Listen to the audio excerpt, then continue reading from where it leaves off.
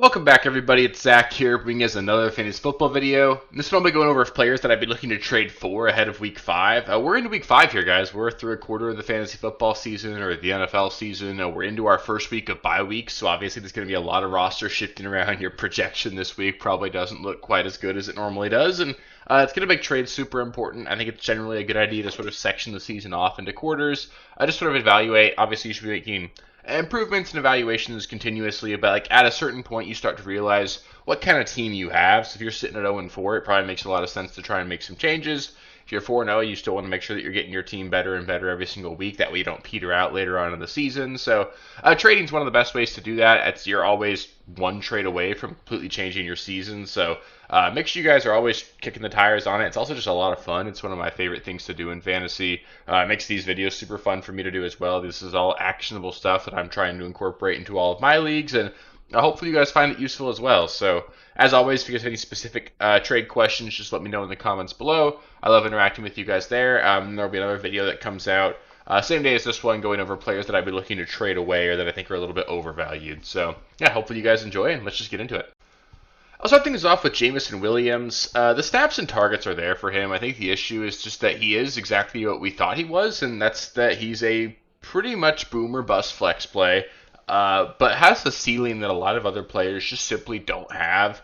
Hasn't really connected on the deep shots lately, and they've been there. They've certainly taken several deep shots. You had Goff underthrow him pretty bad on what could have really been like a 70-yard touchdown just this last week. Jameson also kind of dropped one. Could have been like a 50-yard play. And those opportunities are there every single week for Jameson Williams, and he's kind of like an air yards merchant in a lot of ways, where he ends up in terms of like expected PPR points or expected fantasy points. He always looks a lot better than what he does on a regular basis, but having that ceiling is something that's really tough to come by. The next 3 weeks are certainly fantastic. You get Cincinnati this week. That could easily be a blow-up game for him. Kansas City, a team that should be able to score against the Lions, and then Tampa Bay, another team that we think is going to be able to put up a lot of points. So you got 3 straight weeks here of opposing teams that I think the Lions will be able to put up a lot of points on, and really great opportunities there for Williams to go out there and have pretty good games. Definitely, again, probably still a boomer bust flex play, but it's been several weeks since we've seen him really do anything. He hasn't really had a great game yet this year. Had the one game where he scored a touchdown, had like 2 for 106 and a touchdown, but we haven't really seen him put together a great game yet this season. But that's not because of a lack of volume, or it's not like his role has changed from last year.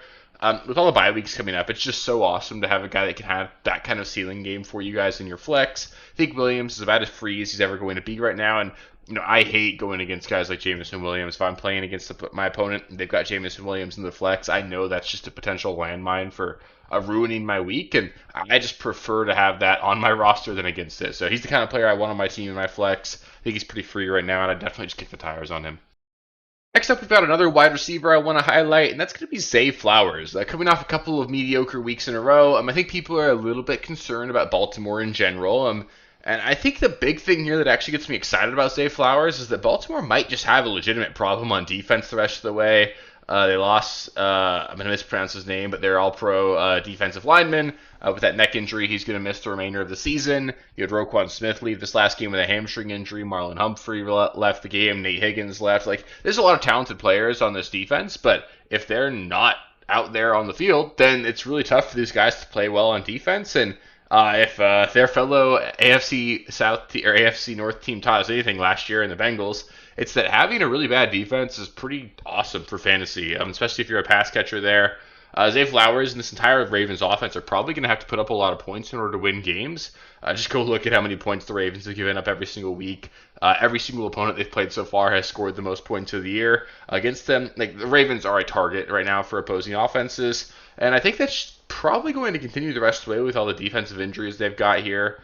On top of that, you've got the Lamar injury. I think that's going to scare a lot of people off. It's obviously not great, right? Lamar is a great quarterback. You want him out there, but sounds like at worst he'll maybe miss the next 2 weeks. They'll probably go 1-1 over the next 2 weeks. They've got the Rams in 2 weeks and the Texans this week. Probably beat the Texans, probably lose to the Rams. So then they're going to be sitting at 2-4 going into their bye, and the rest of the way, really easy schedule beyond that. A lot of opportunity there for the Ravens to win a lot of games on the back of their really great offense, and they've got a top 10 strength of schedule for wide receivers going forward. Their end of the season stretch is awesome. We'll talk about another player from the Ravens later, but they get Cincinnati, Pittsburgh, Cincinnati, New England, and Green Bay to close the year. So a lot of really potentially high-scoring games. Can't ask for anything more than 2 matchups against Cincinnati over the last 5 weeks. I think Zay Flowers is still going to be an awesome wide receiver 2 for us the rest of the way. Super necessary to the offense. I know Bateman has splash plays. Hopkins gets involved every now and then. Andrews is involved. But, Zay Flowers is by far their best pass-catching weapon. I think he's going to be incredibly involved going forward. I think this is going to be an offense in Baltimore that's going to have to do a lot through the air. And, again, Flowers, after 2 straight mediocre weeks, I think this is about as cheap as he's going to be going forward. So I always try and mix in players across every single position here. So I wanted to highlight one quarterback. And the guy that came to mind for me right now is actually Justin Fields. And honestly, it's just mostly just because the quarterback position's been kind of gross so far this season.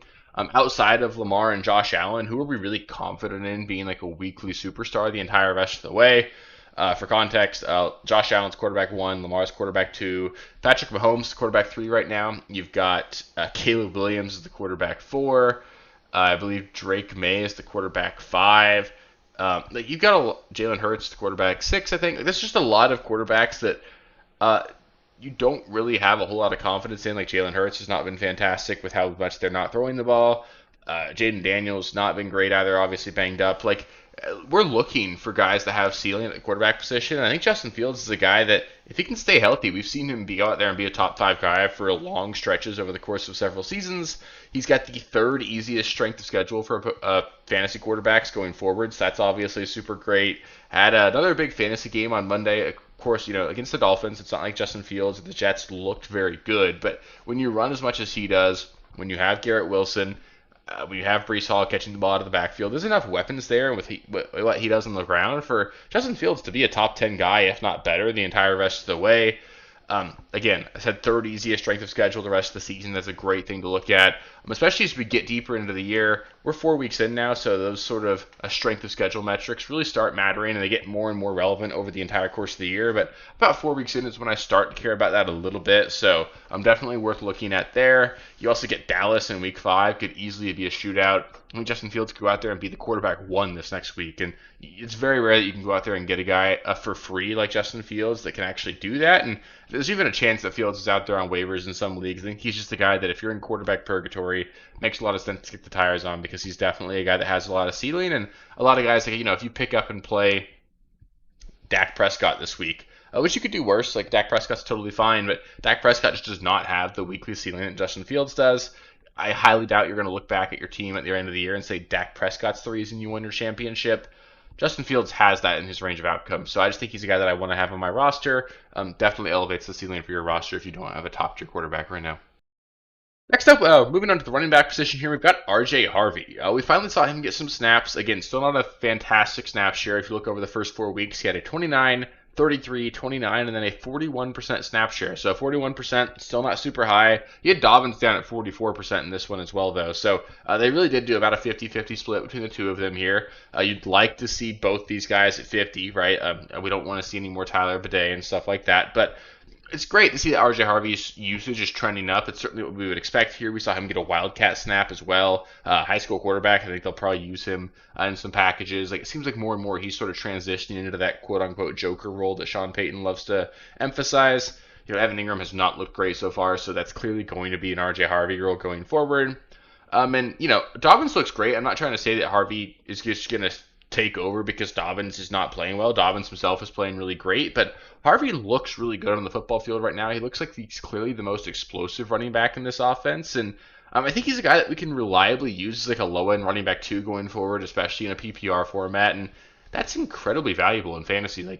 There are so many teams out there that are looking at starting guys like Chris Rodriguez or Kendre Miller on any given week, and having a guy like R.J. Harvey who has ceiling, who has talent, is in a good offense, that's really nice to have on your fantasy roster. And then the ceiling here for R.J. Harvey, if something were to happen to J.K. Dobbins, which I really hope it doesn't happen because I'm rooting for J.K. Dobbins. It's great to see him go out there and play really well, but he hasn't exactly stayed healthy over the course of his entire career. If we saw Dobbins go down, R.J. Harvey with a full snap share in this offense could easily be a top 10 back.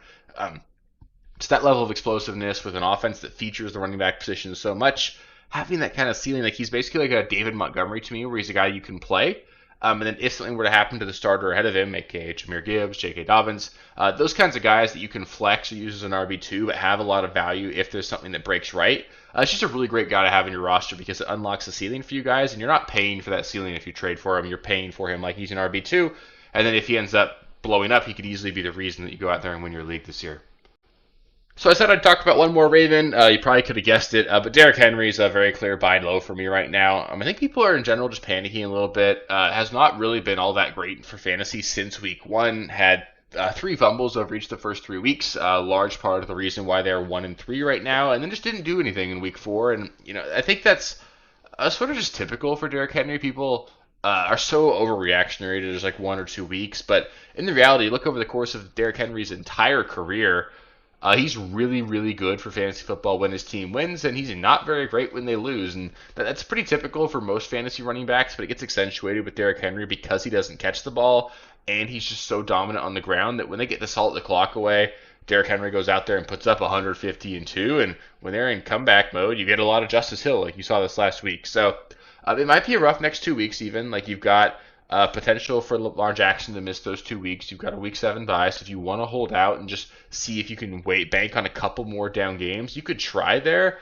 You got a game against Houston this week. I think it's a winnable game. I think even without Lamar, they might be able to beat Houston, and then Derrick Henry could be a big reason why they win that. But then week 6, you get the Rams. They'll probably lose that game. I wouldn't expect that to be a massive game for Derrick Henry. Then the bye, right? So let's just assume that maybe you got to go through week 7 without getting like a week-winning performance out of Derrick Henry. I think he'll be fine, but he's not going to be the reason you win your week over the next 3 weeks. After that, let's just look at the schedule to close the year here. You get Chicago, Miami, Minnesota, Cleveland, the Jets, the Bengals, the Steelers, the Bengals, the Patriots, and the Packers. I don't know about you, but I think the Packers are really the only game across that entire stretch that they'll probably be maybe not favored in. Like, there's a good chance they run the table in those games, probably lose 1 or 2. But the fact of the matter is they're going to win a lot of those games. And when that happens, that's really great for Derrick Henry. A lot of really bad run defenses there as well. Chicago's horrendous. Miami's horrendous. Minnesota's gotten run all over so far this season. You just saw Kenneth Gainwell go out there and have a career game against them. The Jets, not good at anything. The Bengals, not good at anything. The Steelers have gotten run all over this season, as have the Patriots. Like, the Browns are really the only somewhat scary matchup there, and they're going to win that game, right? So there's just a lot of upside here the rest of the way. I would not be shocked at all if Derrick Henry's like a top 5 running back the entire rest of the season, especially over that like week 8 through the end of the year stretch. And this is about as cheap as he's ever going to be. People could certainly be worried about maybe he's aging out, maybe the Ravens are just going to be bad the entire rest of the way, but I don't buy that. They're going to be a good team. They're going to make the playoffs. Derrick Henry's going to be awesome. I'm certainly willing to trade for him, and I think if anybody's concerned right now is the best time to go get him.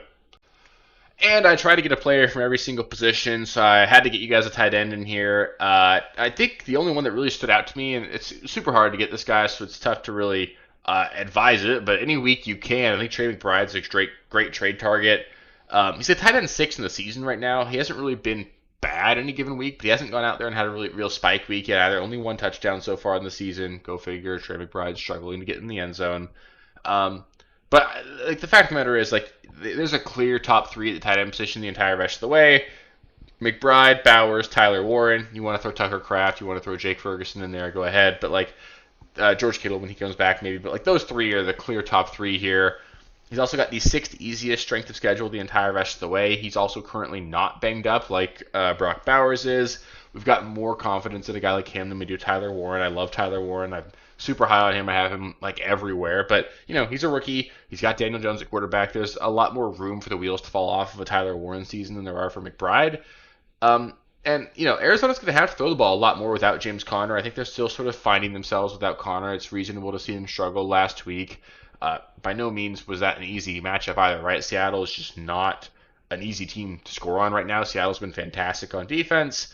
They really just tried to take McBride away and dared Marvin Harrison to beat him, and he couldn't. So, Marvin Harrison's going to have to step up for McBride to go out there and be dominant. But you get a Titans matchup this week.